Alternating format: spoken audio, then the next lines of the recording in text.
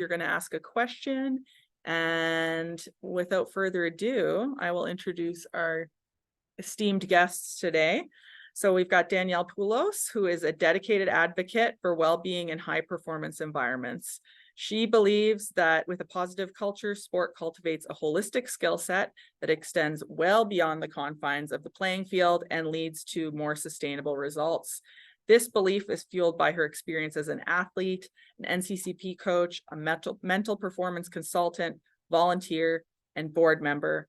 As a coach for over 20 years, Danielle has led teams from Canada, Switzerland, and Italy to win national titles and develop future national team athletes and earn multiple Coach of the Year honors. Woo. Since 2005, Danielle has worked as a mental performance consultant in a variety of research and educator roles at Dalhousie University, Acadia, Mount Saint Vincent, and the Nova Scotia Health Promotion Research Centre. And she currently works with Own the Podium, and as a Culture and Wellness Facilitator, is in the process of developing a Provincial Sport Culture Assessment. So she's awesome. Dr. Simon Taylor is a certified mental performance consultant at the CSIA and supports individual athletes, teams, and coaches in maximizing their performance and well-being. As a former NCAA Div 1 golfer, Simon was fortunate enough to be coached by a variety of different coaches whom all had a shared interest to support Simon in becoming the best golfer possible. During this time, it quickly became apparent that some coaching styles were more effective than others, leading Simon to pursue a PhD to examine the different types of coaching more closely and the impact that they have on athletes. As a result, now he spends most of his time supporting coaches directly or via group workshops to implement psychologically sound strategies that not only benefit the athletes, but the coaches themselves. I know everyone loves to have their bios read, but these are two amazing people, so I'm going to throw it over to them. Thank you. And we're going to share our screen. I've had the opportunity to present with Simon before. Okay, Yeah. Oh, sorry. Sorry. I keep looking at you guys. You're up here, and I should be, I guess. I also need to share these. No, that's even better. No, I'm going to share your slideshow. Sorry. Yes, that's even better to share the slide. So we've had the opportunity to present before on values and go through some of this process with teams. And so exciting to get to present with him again. It's not always that we get to do this. So love co-facilitating, just like I used to love co-coaching. We both have obviously very different backgrounds and so bring our own different flair to presentation style and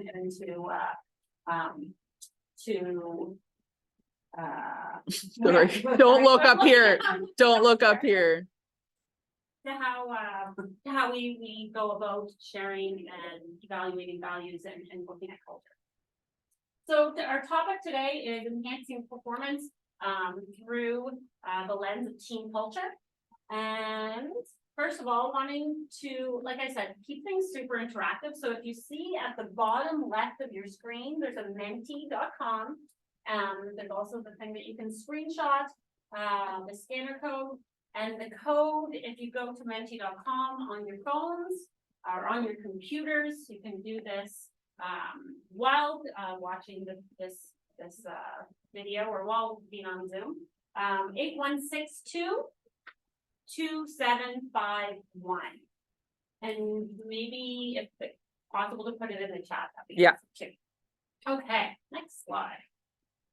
So wanting to get thoughts, back to what we're going to be doing today. I'm getting ahead of myself. Sorry. Also, said everything. Talking fast. Oh yes, it's 2 cups for me, and I had 3 cups.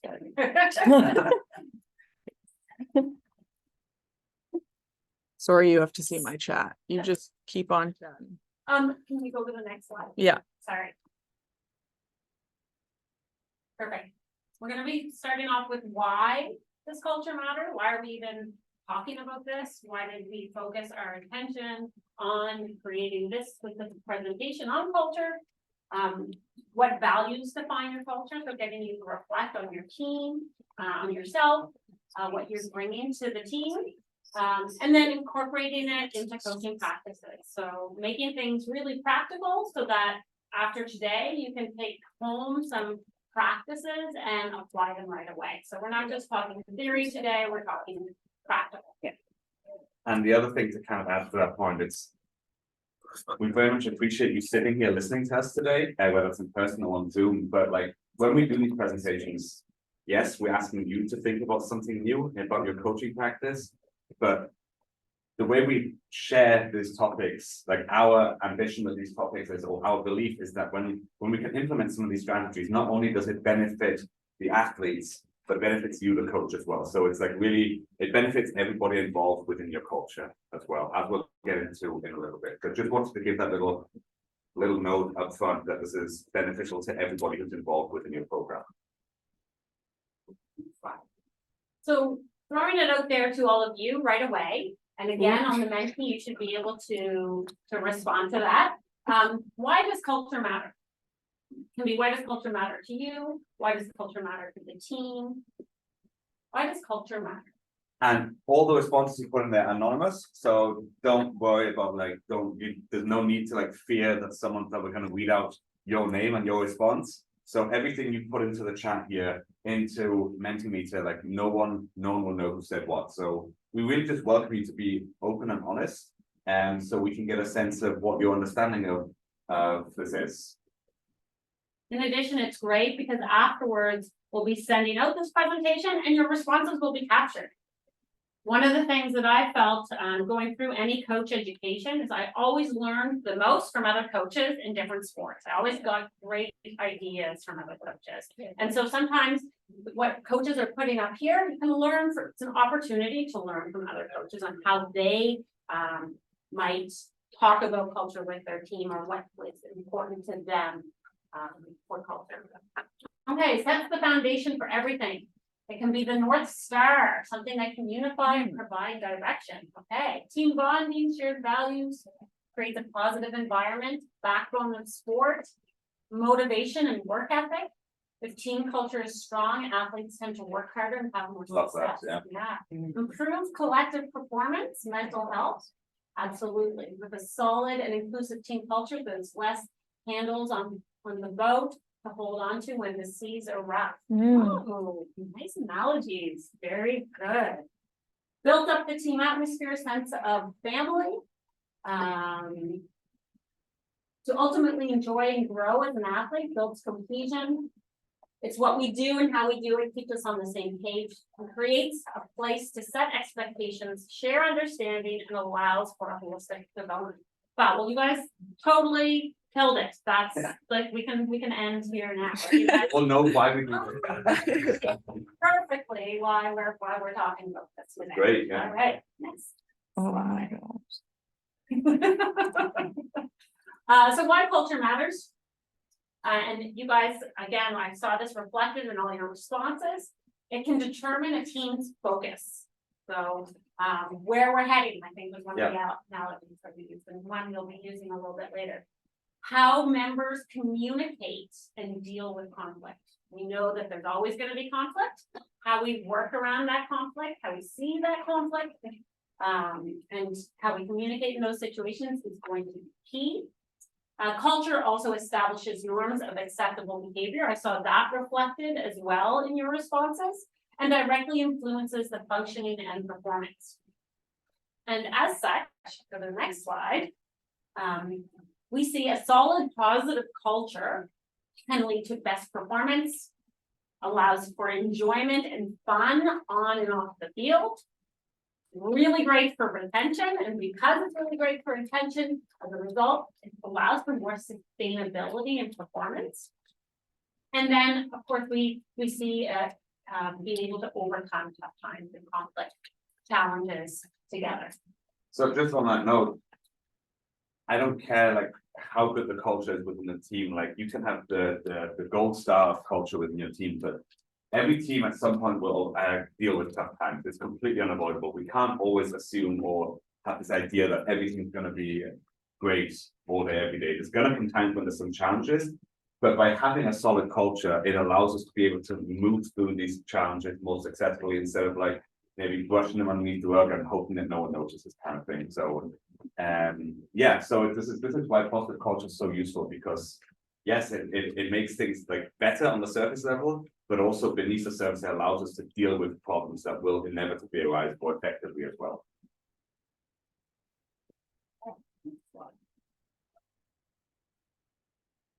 So just a little bit of what's going on at the national level. One of the things, and one of the reasons why when Allison first came to Simon and I to talk about what do you want to talk about, and we both talked about culture and values before together.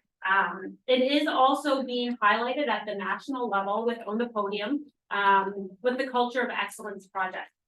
And essentially what the Culture of Excellence project is looking at is assessing national sport organizations, athletes, the integrated support team, the coaches, the NSO staff, and looking at and measuring some of the components of their culture.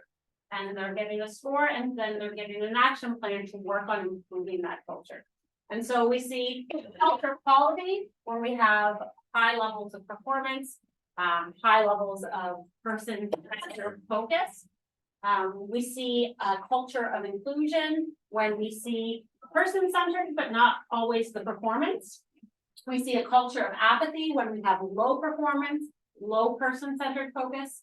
And then we have the culture of harassment when we have high performance, but we have low person-centered focus. Oh.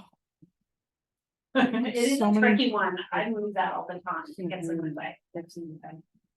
So culture of excellence is not just about achieving outstanding results, because we do want to achieve outstanding results. But it is equally about fostering an environment where people can be themselves, they're empowered to grow, they're innovative, and they contribute to the overall success of the team.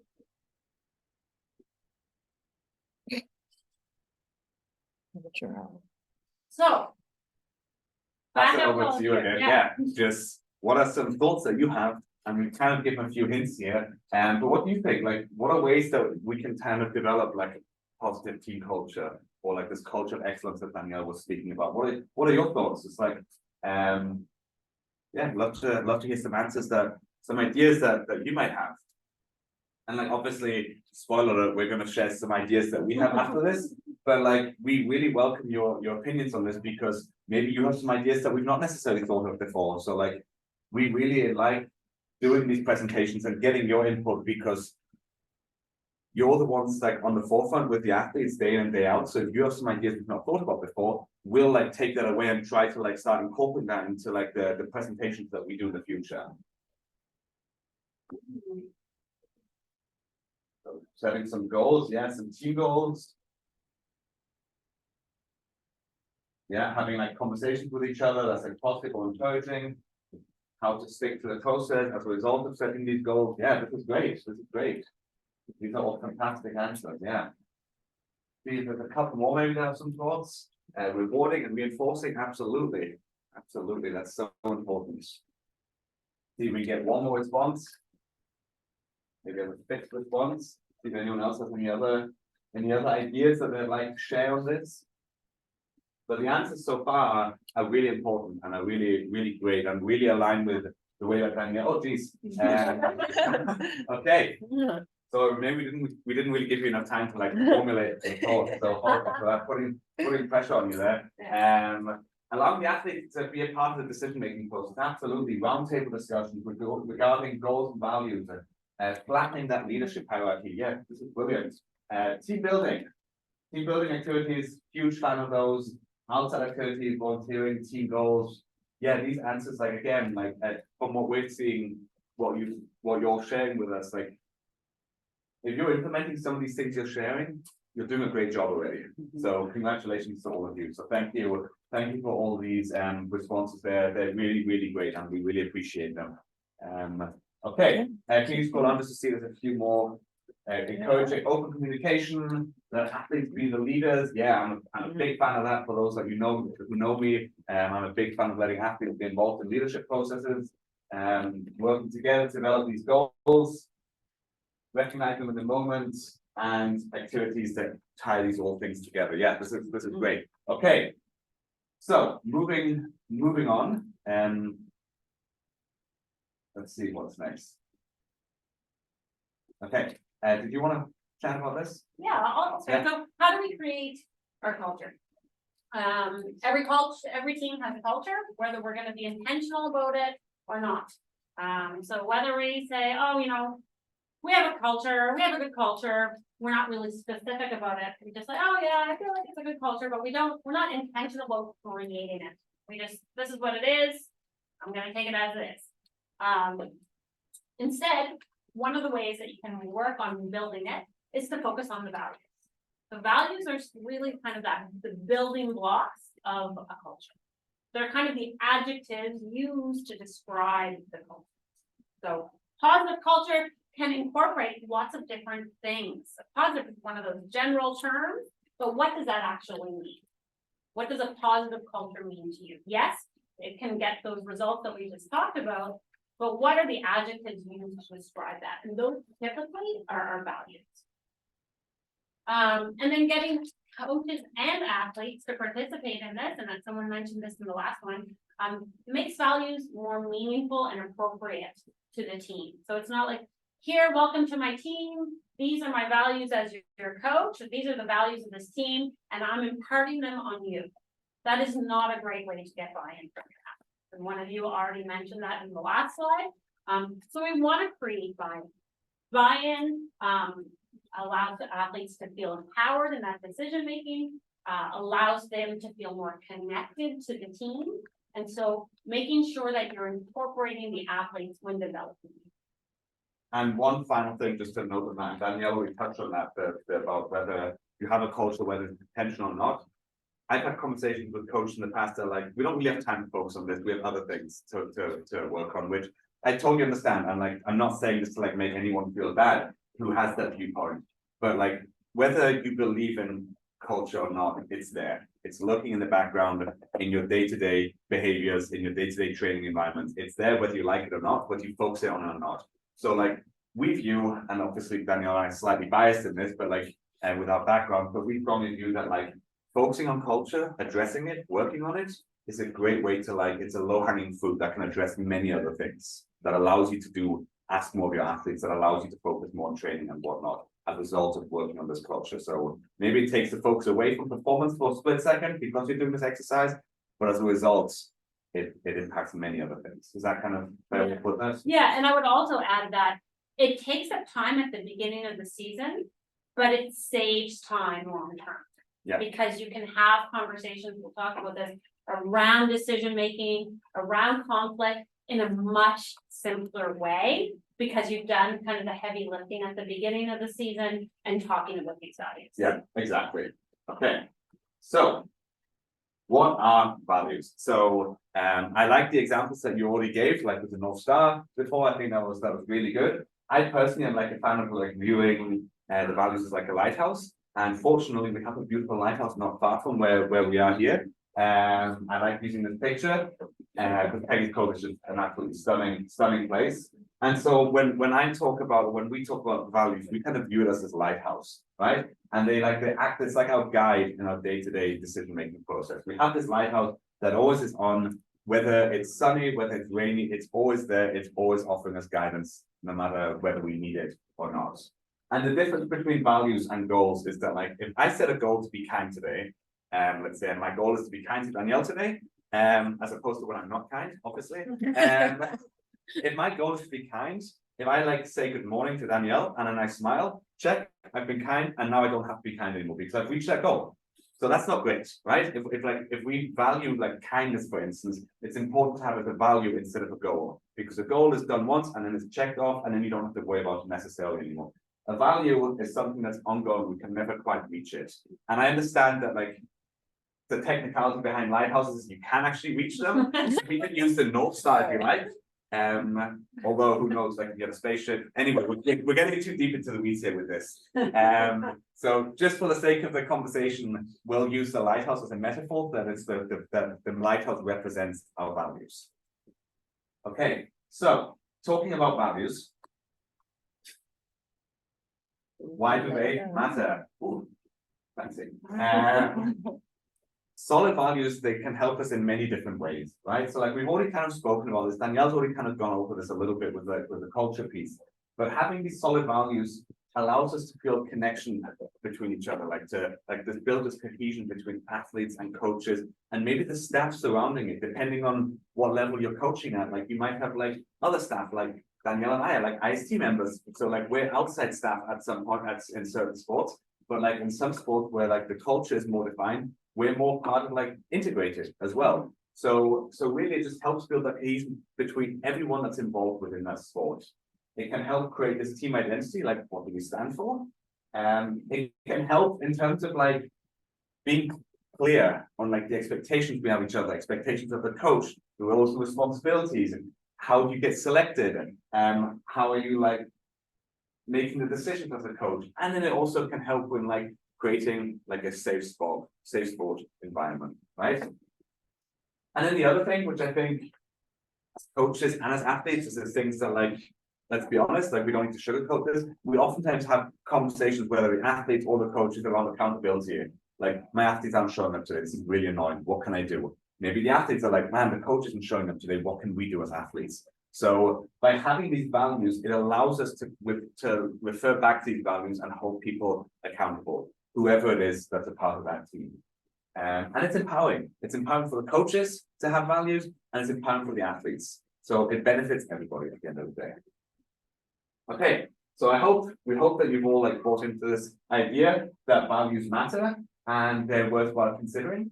And so back to Lighthouse again. So when I have these conversations with teams, I really like using the lighthouse metaphor, because when our team is like performing well, typically the environment's pretty good. Like the coaches are happy, the athletes are happy, the parents are happy, and the support staff's happy, and maybe like the stakeholders are happy, right? When things are going well, it's really easy to kind of like find your way to a lighthouse. So if you imagine you're out at sea and you're in a boat and the whole team is a part of that boat, sailing towards, or rowing or sailing or whatever you want to call it, and towards the lighthouse is fairly straightforward. If I'm a mile out at sea, I can see the lighthouse. The weather's ideal, there's no waves, there's not too much wind.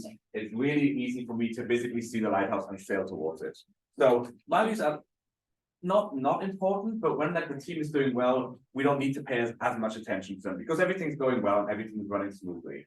And so it's really easy to live up to the values in this kind of weather.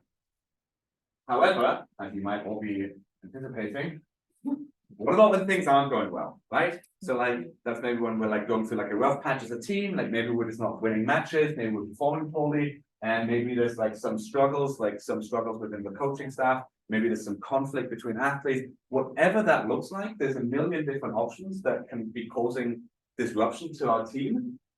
The lighthouse is still there. The lighthouse is still there, you're still out at sea, but the weather is hard. It's hard to see the lighthouse. It might be rainy, it might be foggy, it might be choppy waters, it might be all the above, right? So like, it can be really hard to sail towards the lighthouse in those kinds of weather conditions, but it's not impossible, because the lighthouse still shines through the fog and the rain and everything else. So although the lighthouse is still there, it doesn't mean it's easy to access it, right? So this is where it's really important when we're out at sea and we're being like thrown about by the waves, for us to go like, okay, hang on, where is the lighthouse? And let's make sure we're still sailing towards it. Even though it's just much more effort required. So that's why I like the metaphor of the value of the lighthouse, because it really like, it's like it represents, the weather represents how we're doing as a team. So the values and the lighthouse work quite well in that regard. If anyone has any questions, obviously post them in the chat, and then we'll have, or at the end, we can have a few minutes to kind of discuss some of these things. Okay, so now that we've spoken a little bit about the values, I'll pass it over to Danielle to kind of talk a little bit about building the team culture through values. Yes. Just a comment. Absolutely. Using your sailing metaphor. Yes. And just to layer on that, when you're sailing, you have crew. Yeah, And if some of your crew are checking out, and this goes to why it may be harder to get to the lighthouse. If people aren't all pulling together, pulling their weight with all the activities that have to happen. I sail and. Yeah. So it's happening. If people are checking out, people don't feel that other people are pulling their weight. The dynamic of the team can kind of come apart. Whereas if you have a strong culture, those things maybe aren't happening, and you can get through some of that, whatever those difficult things are. Yeah. So there's that. If you have that strong culture, people are pulling their weight, they know they can Yeah. trust other team members and the leaders or whatever. So yeah, there's also that, yeah. the people all have to be working towards that. Yeah, I really like that. And I think that's a point that we don't necessarily dive into, but like if the weather's bad, it's like by default it's harder to sail, but it's that much harder to play your role, and that much more important that people play their role. Because if you don't play a role, like you're just gonna go sail in the opposite direction, or just the weather's gonna do whatever it does to you, and you're gonna have no control over it. So I appreciate adding that layer of complexity to this, because it's an important one to consider as well. Yeah, so thank you very much for that. Okay, so how to build team culture through values. I like the analogy. Again, I love using analogies. As a coach, it's so important to use analogies. So working with coaches, I always use analogies to reiterate the importance of analogies. I see in this situation, the values are your bricks. Like I said earlier, they're your building blocks. And your culture is the wall that you create, or what the building that you create are those bricks. So you're going to build your culture brick by brick, and each brick is going to be representative of a specific value that is specific to your team.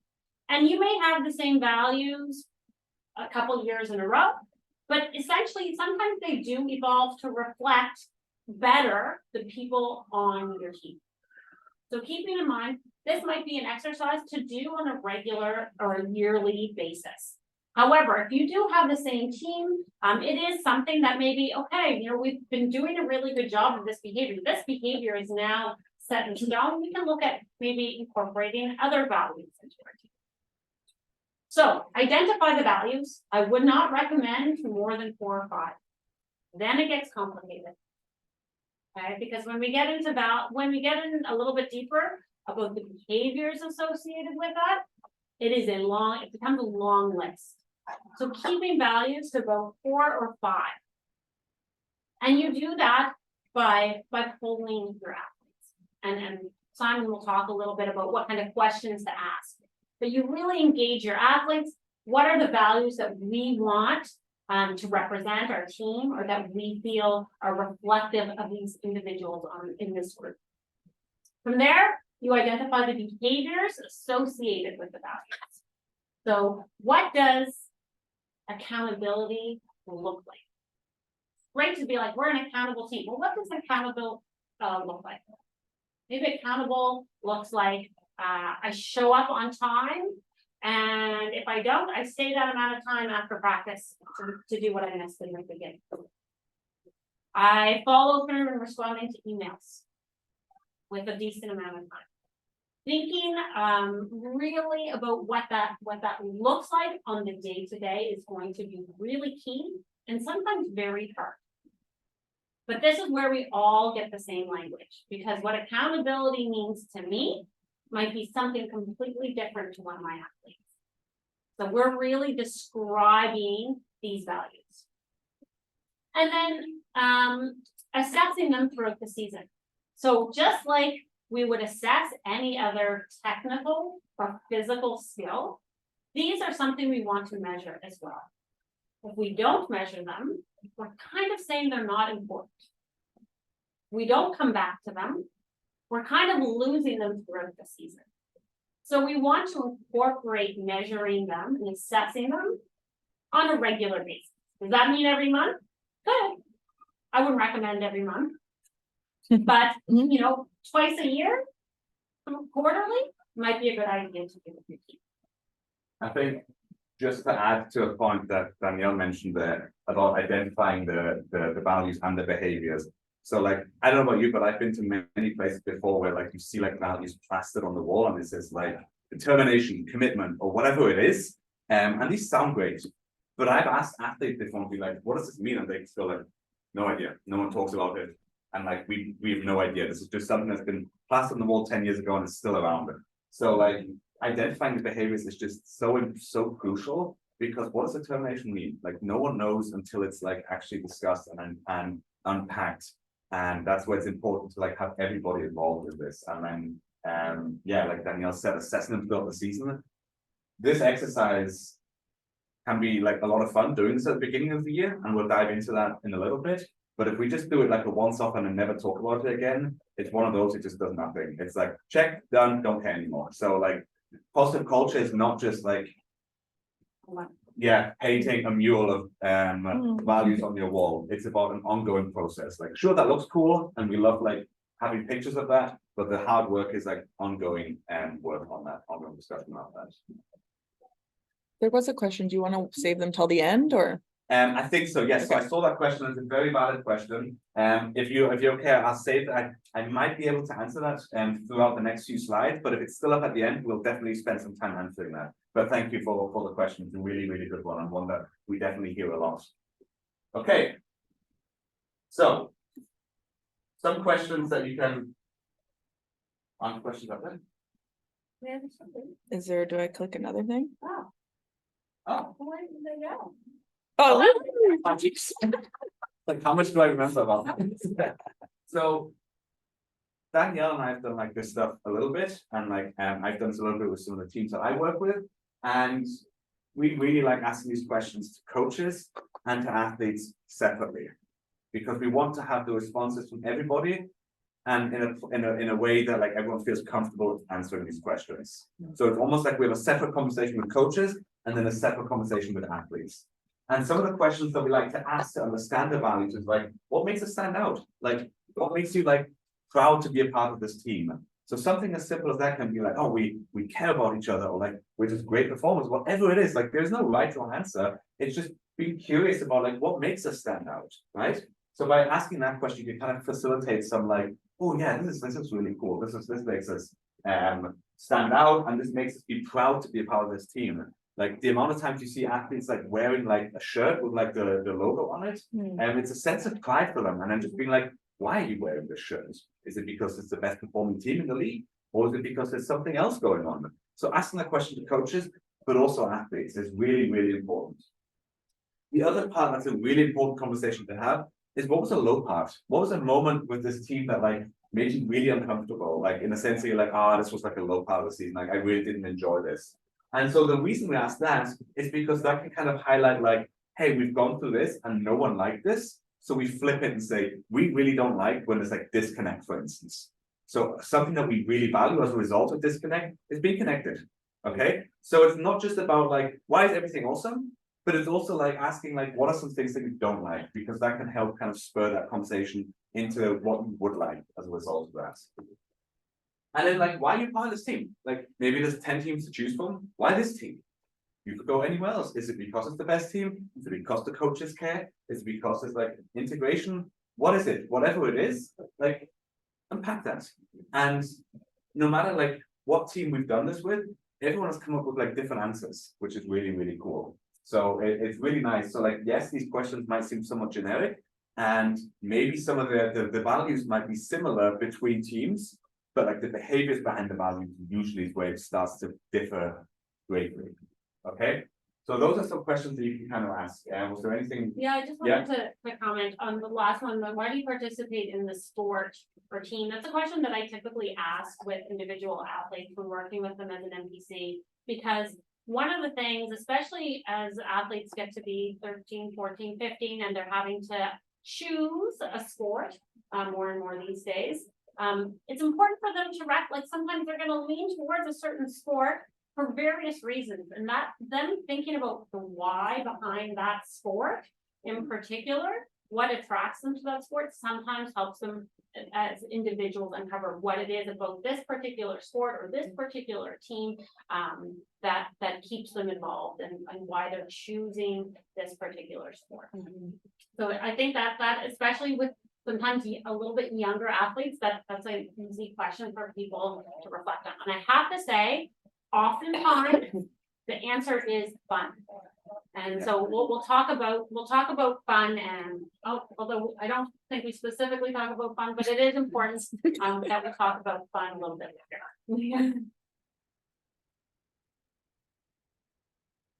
So once we've kind of like identified, once Danielle and I have done this exercise with athletes and coaches, we take a value and we unpack it. Fun, for instance. Let's say that's a value you care about. Great, awesome. What does that look like? What does it look like? What behavior demonstrates that? What does that look like in action, basically? And then also, like, what's the opposite of that? What's the opposite? Again, like, think about like that question I asked before about what's the low point of being a part of this team or in the previous season. Asking the question of like, what is the opposite of this? It helps in terms of creating accountability. If our value is having fun, and then let's say the opposite of that is when like there's like verbal abuse happening, then we know in terms of accountability, hey, this player, this coach, this staff member is being verbally abusive. We do not appreciate that here, and that's not accepted. It's not what we stand for, it's not one of our values. And that's how you can hold people accountable. So not only is it useful to kind of unpack a little bit of like what it looks like, it's also important to talk about what's the opposite of this behavior. So we can all become clear in terms of holding each other accountable in that regard. And speaking of holding each other accountable, we go to the next slide. You can hand it right. I believe so. Yes. Yes. Well This done. is a great way to hold everyone accountable to the value is to move to it. Have to say, this isn't always a fun process. Being measured on your values and some of the feedback you get can be difficult. But I can guarantee it's happening regardless. So very much about the intentional component around culture at the beginning. You can be intentional about this and know what some of the things that are being said and have athletes have some of those difficult conversations, or you can turn a blind eye. Regardless, they're happening. So it's better to know them so that they can be impressed. So giving some thought to, and this is just an example of how to assess it. One of the other things that's really important is this has to be anonymous. You can't have people having to put in their names and their score without it. I have done this when we actually evaluate individuals on these values. So again, that people can't hide behind, oh, that accountability score is because of that person and pointing the fingers. So what we want to do sometimes is actually evaluate people. Does everyone get to see that? No. But do individual athletes get that feedback just like they might get their feedback on some technical or physical skills? Yes. And so that's important. And because it also, sometimes athletes don't even recognize that they're demonstrating certain behaviors. Culture is very nuanced and very like, you know, oh, this person doesn't talk to anybody in the showers after practice and then goes right on their way. And that might be a nice, you know, they're not engaged with the team. So different things like that is important feedback on behaviors so that people gain the awareness so that then they can make the changes to the behaviors. Yeah, and to add to that again, like the whole idea, like you can do this exercise, you can create values, it's all good. You can even have behaviors associated with these values, but if we're not rating them throughout the year, again, it's just kind of that checklist item. So it's really important that we do this. And like oftentimes we work with so many teams where coaches are doing like these ongoing evaluations of athletes, and maybe athletes are doing ongoing evaluations of coaches. So it's just add like these 4 or 5, how many other values you have, add like 3 or 4 questions in there to be like, how do you think this is working? How do you think that is working?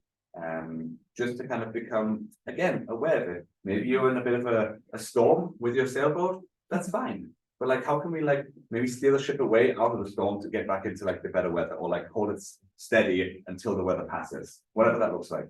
So just that ongoing conversation is so important. So it's not just a checklist item. Okay, so I think this is the point. I think might answer the question we had in the chat, but if not, I'm happy to elaborate more on that. So when we talk about like team expectations, we hear so many conversations around this is what I expect of the athletes, and athletes aren't necessarily aware of these expectations. So it's like, it's not really fair necessarily on the athletes when they're being held accountable to something they're not even aware of. So what we recommend is like have this like collaborative process where like values are unpacked, behaviors are identified, doing all this process. You can obviously do that to an extent on your own as well. I mean, Danielle and I are like, this is like I said, doesn't have to be us, but like we recommend like having like an NPC, somebody who's like, let's say like an expert in this area to kind of maybe facilitate that can be really useful. But like at the beginning of the year, we think that it's important like coaches, athletes, and parents are all aware of like the expectations of each other. This is what we expect of the athletes. Maybe your training is 5 times a week. I don't know, maybe it's 3 times a week, whatever it is. But if the expectation is you have to show up to every training or you can't be a part of this team, maybe there's some wiggle room allowed to be involved there. But if it's like, no, you either fall in or you're not, that needs to be made clear in advance. And if someone says, I can't commit to that, okay, that's fine, but maybe this isn't the right program for you then. So just around those expectations, right? And it's important for parents, especially like youth teams, to be aware of this as well. So they can be like, yeah, this is possible, or there's no way we can do this, right? But then at the same thing, what are the expectations of the coaches, right? What can you athletes, so we really believe this is a two-way street. What can you athletes, what can I expect of my athletes? But at the same time, what can the athletes expect of me? And if I'm not living up to those expectations, there needs to be a process in place that athletes can hold me, the coach, accountable.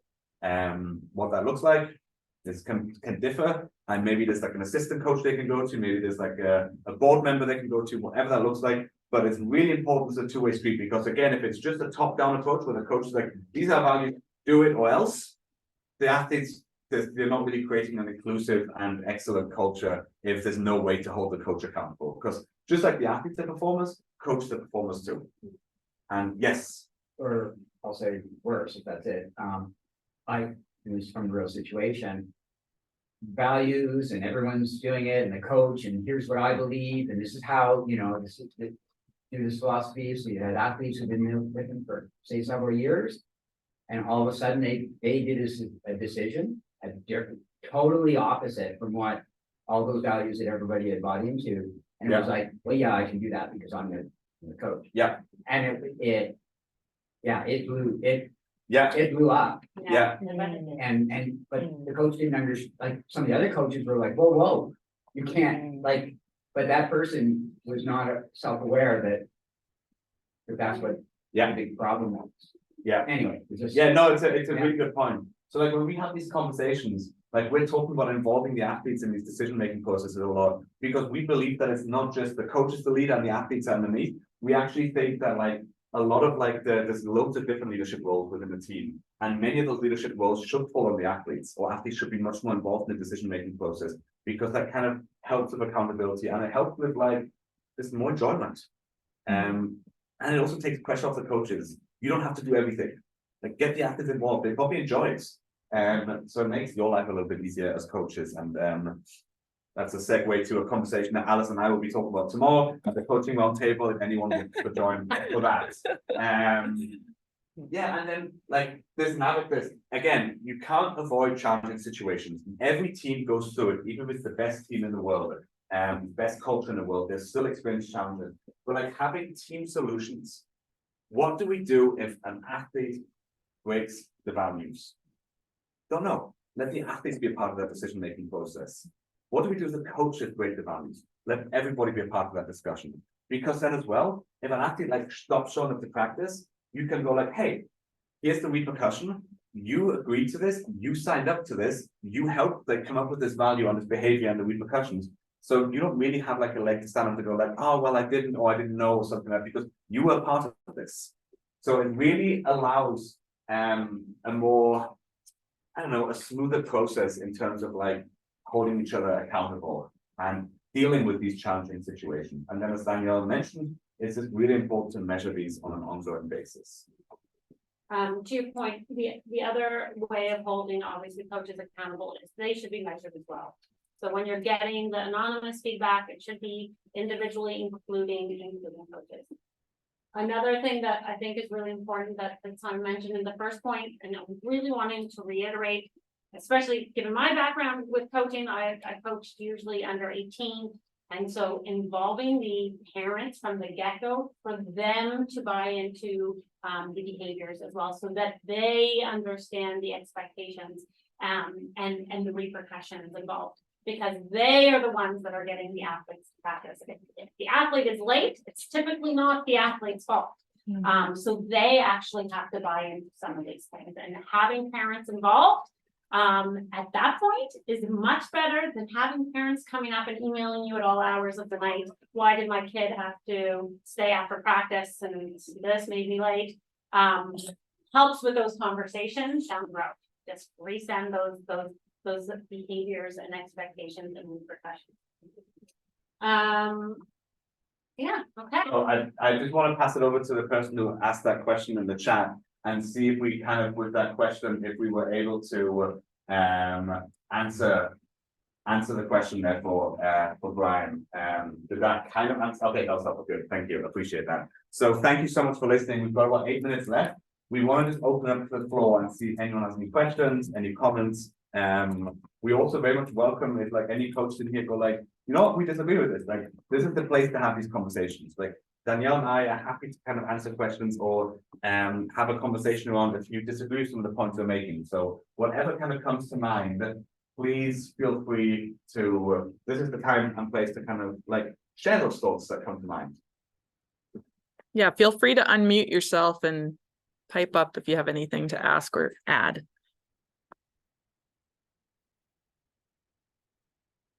Same goes for you. Yeah, unmute yourself, John. I guess like a two-parter. So one of your final slides was kind of like your example of how to measure, and it kind of had like the 5 slideys. In that example slide, were those 5 themes like the values for that team, and those would be whatever the group decides. Correct. Yeah, Okay. Yeah. That was just an example of a team that had identified those as their values, and I Cool. I guess the follow-up is any suggested medium or way to collect it that's worked for you guys? Is it paper? Is it a Google form? Is it Google form would, something?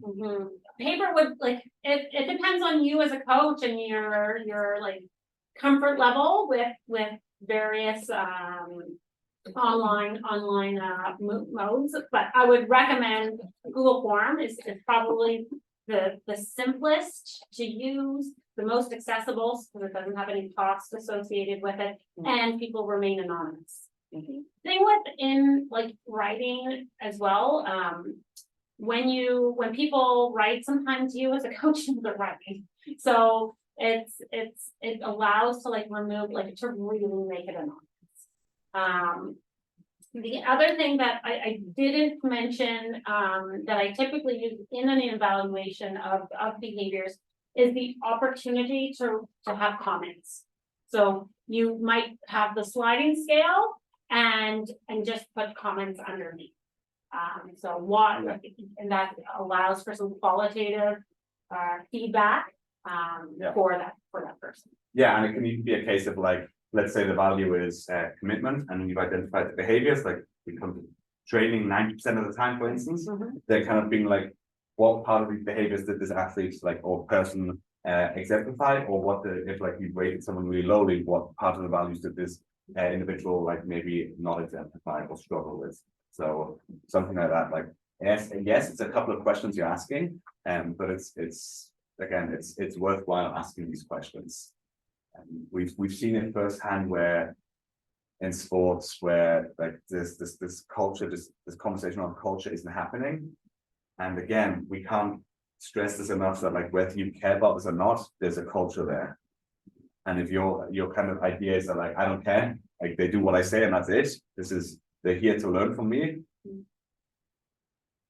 It's definitely apparent to the athletes. Yes.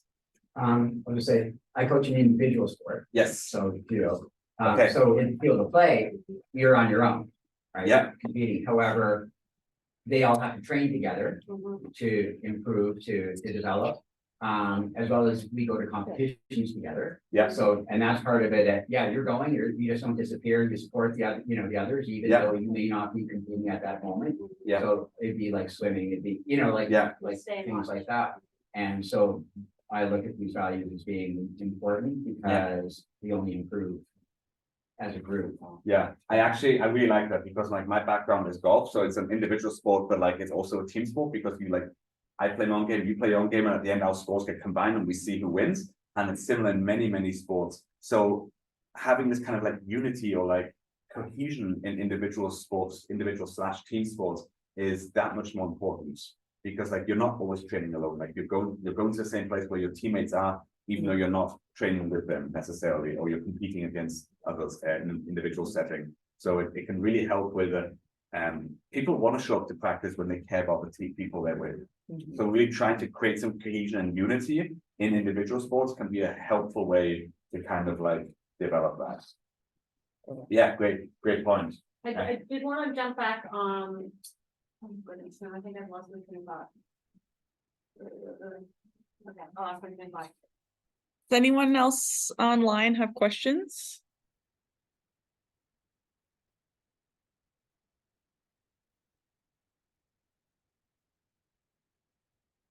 Oh, yes, there's I a remember message it. I remember it. Because to Simon's point earlier about doing this, this being important and not being a check off box, one of the ways you can demonstrate that through your own behavior is incorporating this into a practice. That it matters. It matters just like your technical and your physical skill. So instead of going, okay, off you go, and you got to do this on your own time, you incorporate it into a practice so that one, you're valuing it, you're demonstrating it through your behaviors that it matters because you're giving practice time to it. And two, this also kind of limits clicks where people might try to fill something out together and put an evaluation with others on the team, and that can lead to problems because people aren't actually voicing their own opinions. So making sure that people have the opportunity to complete it together. And recognizing that athletes have a lot on the go. So maybe there's going to be people that just don't have the possibility to do it outside of practice. So again, it ensures it gets done because you're giving the time. One thing I haven't mentioned yet that is actually really useful as coaches, it can be really uncomfortable sometimes holding athletes accountable because you go like, how do I do this? And like, or that you either feel uncomfortable addressing certain issues, or some coaches go like, not good enough, try better. And it's like, well, what does this mean? And so as a coach, in terms of holding someone accountable, it can be a really useful way to be like, hey, you're really not living up to the value of commitment. You're really not living up to the value of respect or having fun, whatever it is. It's a great way to like hold someone accountable because you can be like, you're not living up to this value, and why not? Or what could you do differently? So you're not attacking the person, you're asking about the value that they signed on and why, like you're struggling with this, like what's going on. And so that can be a really useful starting point. And throughout the season, whenever you're not sure, like how to structure practice or how to like have a conversation on something, you can always refer back to the lighthouse. It's always a really useful guidance as like, what are we going to talk about today? I don't really know. Like, okay, maybe we'll just like one of ours is fun. We'll just have fun today. So like if you're ever unclear, like the values, like the lighthouse metaphor works for a reason because it's a useful guidance. Okay, so it's now 1 o'clock. We don't want to keep you any longer. If anyone wants to stick around and ask a few questions, we're happy to. But if not, I'll pass it over to Alison again. Yeah, and thanks to everyone who joined us in person and online. And I will just give a quick plug of a few things that are coming up. So we have our next Podium Performance session is next Monday night at 7 o'clock, and that's on setting boundaries, the art of setting boundaries, which I think we all as coaches could use that one.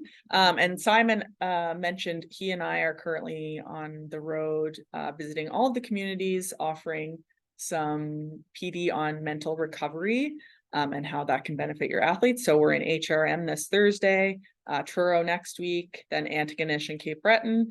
So those are all available on the locker if you want to register for those. We'd love to see you in person. And yeah, we'll keep you posted of other opportunities as they come up. Thank you. Thanks, Simon, everyone. and, Thank you so much. Yeah, it's good. Yes. No, I was just thinking that too. Didn't see it.